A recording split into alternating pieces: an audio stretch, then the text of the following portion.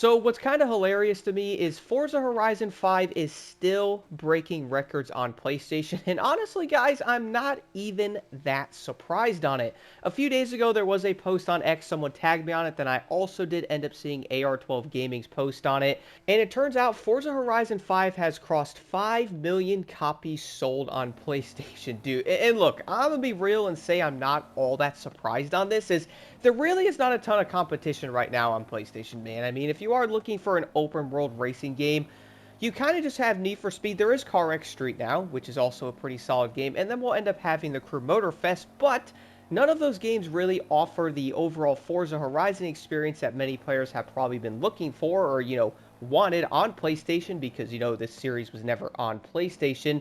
And when it did end up releasing, a lot of people, including myself, basically bought the game almost immediately. And I'm not gonna lie, guys, I spent $100 on this game. I did mention that back in the day. I pre-ordered it and everything when I saw it was coming. And you know what?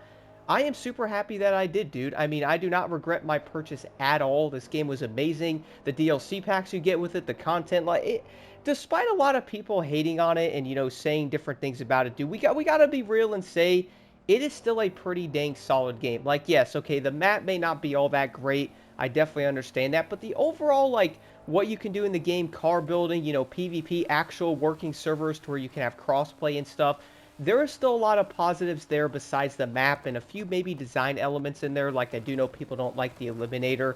I understand all that stuff, guys, but at the same time, though, if you're looking to go, okay, well, which racing game that's open world should I tell a friend, or should I let them know to get it? And to be honest, I would immediately say Forza Horizon 5. Like, I'm not saying this game is perfect or anything like that, but we can agree, though, there are still a lot of great elements to Forza Horizon that a lot of players can enjoy. And if you love cars and stuff, bro, this game has the biggest car list. There's a lot you can do with building them, making them off-roads, engine swapping, all kinds of different things. There's also PvP, there's actual class-based racing, there's also event labs, and I personally have genuinely been really enjoying this game so dang much. In fact, I was actually spending hours on end, basically daily, messing around in the event labs and trying different courses out.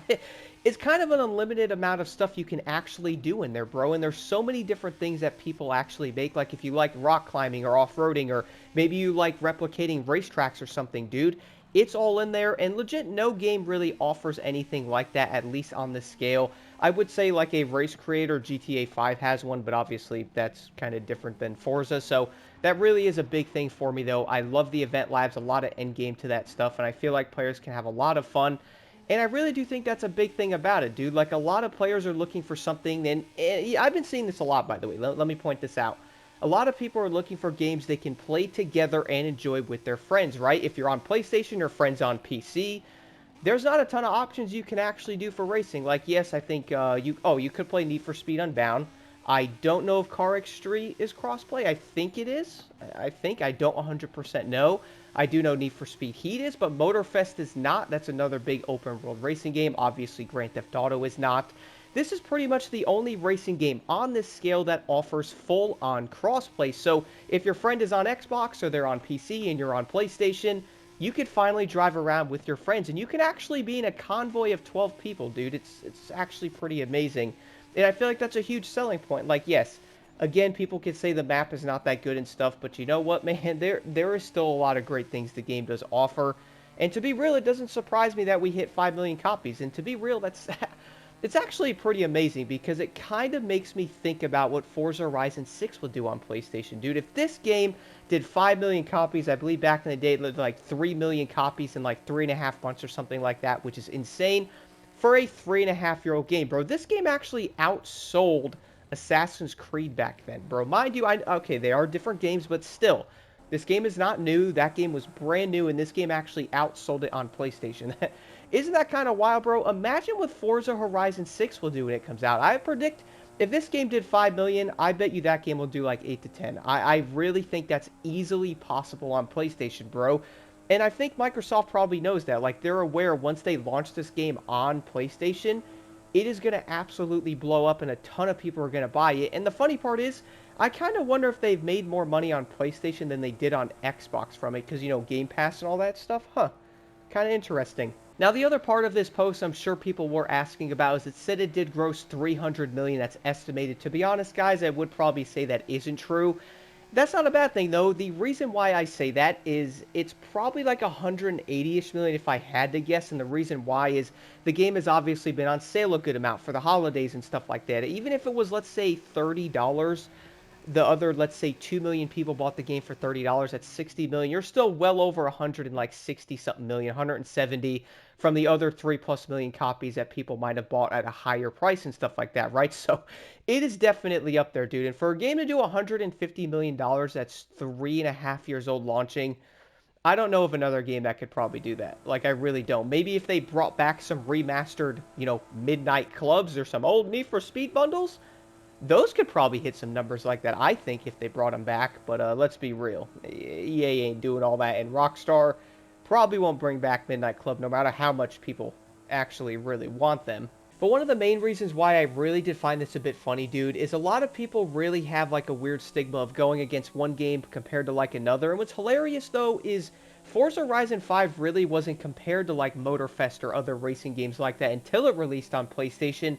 And then all of a sudden a bunch of people started like attacking each other and saying one game's better than the other, this game sucks, or this one sucks, or this game's not fun, or you know what I'm saying? It really wasn't a thing until this game came out on PS5. And once that happened, then it kind of like sparked everything, and people started comparing and saying this game's better than that one. And it's honestly pretty crazy to me, dude, because everyone can say that Forza Horizon 5 might be dead, or the game's terrible, or, it's not getting updates anymore. Obviously, it came out 2 years before Motorfest. It came out in 2021, bro, so it's not new.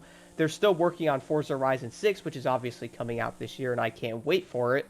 But that doesn't mean people aren't playing Forza Horizon 5, bro. I mean, this game is still pretty dang popular. I always see people in the lobbies. You can easily jump on, like, different PvP stuff and find people really easily with no issues. If you jump into a playlist or something, like, the weekly playlist on here, you will find people for the trial thing instantly as well, bro. I mean, it has to do, like, the matchmaking thing for a minute or two, but that's just a system. Like, I do find it funny. People are like, oh, it's a dead game. It's like, yeah, it isn't. You know what I mean? Like, it's not a dead game. And if you're looking for a good game to play with your friends, bro, I would highly recommend Forza Horizon 5. I personally love this game. I'm pushing almost 600 hours in it now. I have been playing it still, but I'm being real and saying I haven't been playing it as much as I'm currently playing Forza Horizon 4. I beat that one a good amount. Now I'm playing 3, then I'm going to play 2 and 1, and then I'm going to start comparing each game and stuff like that, and on my way to Forza Horizon 6. But, dude, this game is so dang fun, dude. I love doing the playlists every week. Really entertained by doing those, jumping on event labs and stuff like that. There's still a lot to be had in this game. Yes, the map may not be all that great, but I do feel like there's a lot of other great elements in there that many players can easily enjoy. And I really do think if you are looking to have a game where you could actually play with crossplay, bro, this is probably your best option. Do let me know what y'all think in the comments below. I would probably say this game passing 5 million copies is not that surprising. But to be honest, though, it's pretty amazing considering this game is not new, so it really makes me wonder what Forza Horizon 6 will do.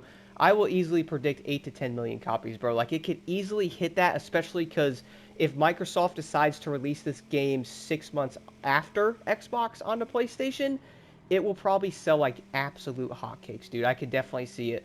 And I think Microsoft knows that, bro. They can hit the button and go, okay, we can make all the money on PlayStation now if we want.